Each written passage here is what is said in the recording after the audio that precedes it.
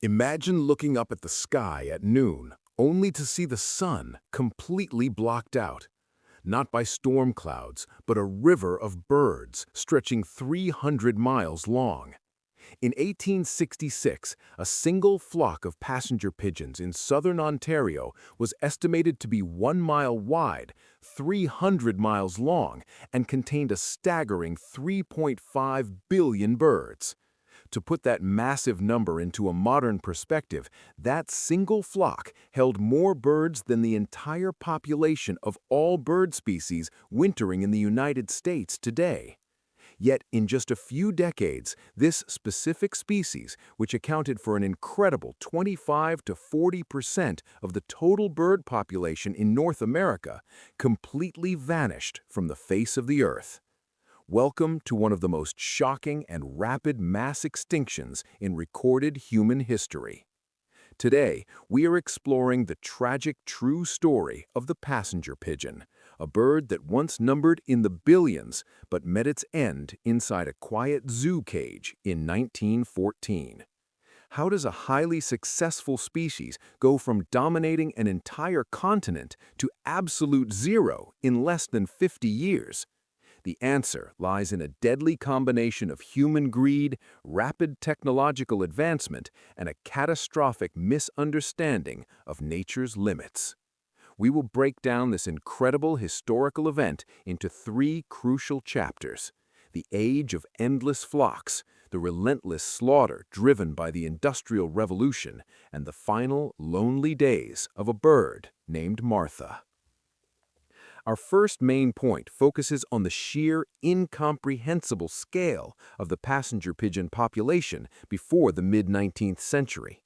Scientists estimate that when European settlers first arrived in North America, there were anywhere between 3 to 5 billion passenger pigeons living on the continent. They were easily the most abundant bird species on the planet.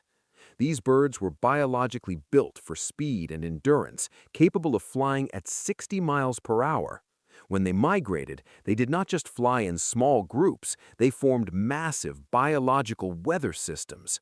In 1813, the famous naturalist John James Audubon documented a flock passing over Kentucky that literally blocked out the midday sun, creating a twilight darkness that lasted for 3 entire days.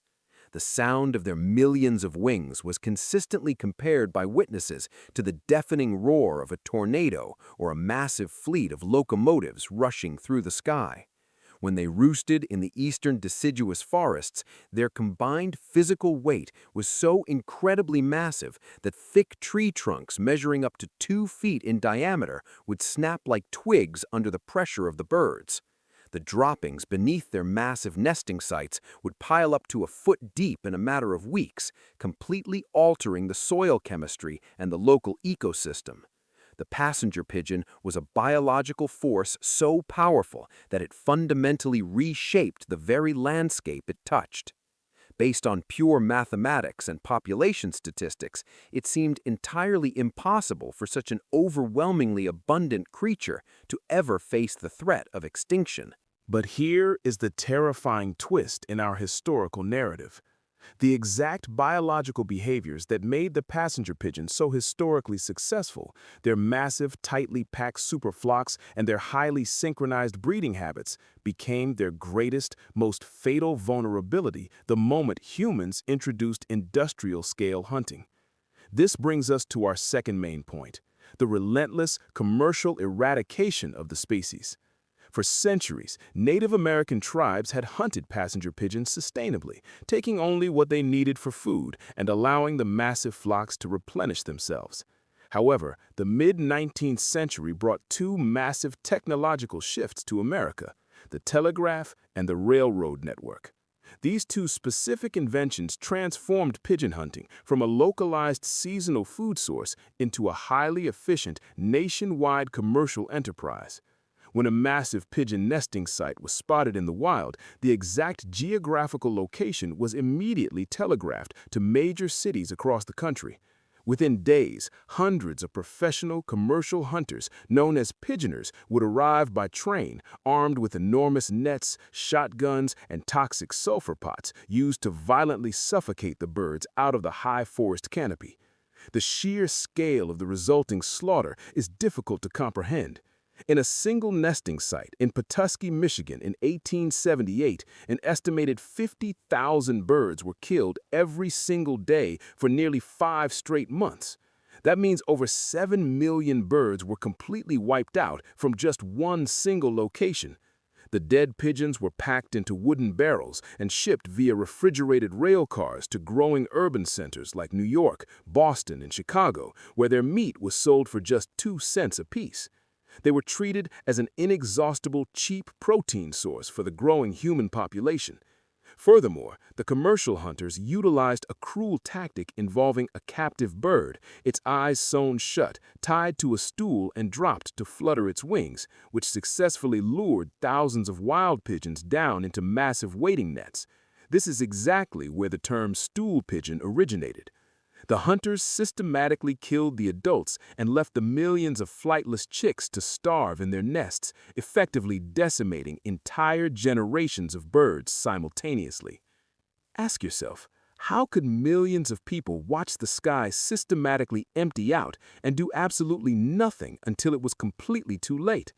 The factual reality is that 19th century society simply did not understand the concept of human-caused extinction. Even as population numbers plummeted drastically in the 1880s, commercial hunters and politicians claimed the birds had simply flown to South America or relocated to hidden western forests. By the time the very first conservation laws were finally proposed in state legislatures, the wild population had collapsed beyond the point of biological return. The passenger pigeon suffered from what modern biologists call the alley effect. They required massive, high-density numbers to trigger their communal breeding instincts.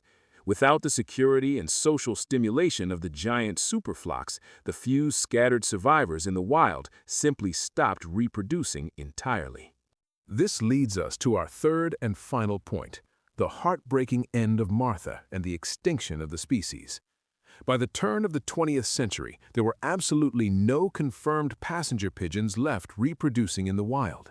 The last authenticated wild bird was shot by a young boy in Pike County, Ohio, in the year 1900.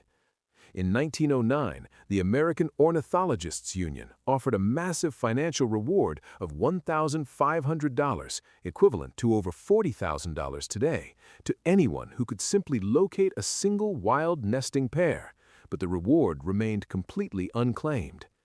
The entire survival of this once billion-strong species came down to a small, isolated captive flock held at the Cincinnati Zoo in Ohio. Slowly, over the first decade of the 1900s, that captive flock dwindled due to old age and a lack of breeding success. The male birds eventually died off, leaving only one single female remaining in existence. Her name was Martha, named in honor of America's First Lady, Martha Washington. Martha lived a solitary, quiet life in a small zoo enclosure, a stark and tragic contrast to the thundering, sky-darkening continental flights of her ancestors. Zoo visitors would reportedly come to her cage and throw sand or small stones at her just to get her to move, completely unaware of the profound biological tragedy sitting right in front of their eyes.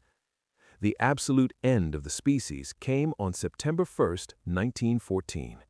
At approximately 1 p.m., Martha was found dead on the floor of her cage, having suffered from an apoplectic stroke. She was estimated to be 29 years old. In that exact documented moment, a species that once boasted a population of 5 billion was officially and permanently wiped from existence. Her body was immediately encased in a massive block of ice and shipped via train to the Smithsonian Institution in Washington, D.C., where her carefully preserved remains still sit today, serving as a grim, physical reminder of humanity's destructive capabilities. The story of the passenger pigeon stands as the ultimate ecological cautionary tale. we mathematically tracked a species from 5 billion individuals to absolute zero in the span of a single human lifetime. It is a stark reality that no matter how abundant a natural resource or a biological species may initially seem, it is never immune to the combined, unregulated forces of human greed and technological efficiency. The heavily publicized death of Martha in 1914 acted as a massive wake-up call for the entire world, eventually sparking the modern wildlife conservation movement and directly leading to the creation of the Federal Migratory Bird Act of 1918, which finally protected birds from commercial slaughter. But this vital legal protection came at the ultimate cost of one of the most magnificent biological spectacles the Earth has ever known. As we look back at the historical tragedy of the passenger pigeon, it is crucial to remember that our technological actions and legal regulations today directly shape the survival of vulnerable species tomorrow. Now, I want to hear from you. Considering the rapid advancements in technology since 1914, which modern conservation tool or legal strategy do you think is the absolute most effective in preventing another massive extinction tragedy like this? Let me know your favorite tool and your reasoning in the comments below. If you found this heavily researched historical deep dive informative and valuable, please hit that subscribe button and turn on notifications so you never miss out on these shocking, true, factual stories from history. Thank you for watching, learning, and protecting our history with me today.